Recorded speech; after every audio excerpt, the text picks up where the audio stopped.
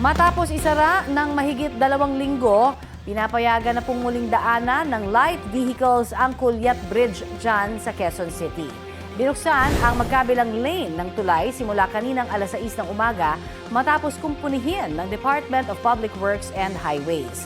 Mismong sina DPWH Secretary Vince Dizon at Quezon City Mayor Joy Belmonte ang nag-inspeksyon sa tulay.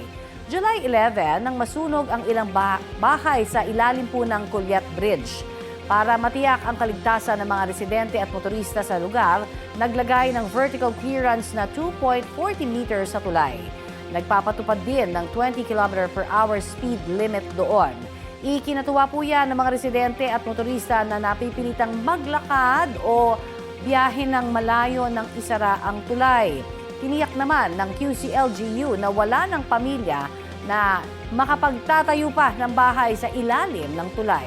Ililipat po sila sa relocation site sa Batasan Hills. Kapag ang proyekto number 1, tama ang paggagawa, hindi ninanakaw ang pondo. Kapag ang mga proyekto kino-coordinate ng maayos sa ating lokal na pamahalaan, maayos ang magiging resulta. Hindi lang sa flood control, kundi sa lahat.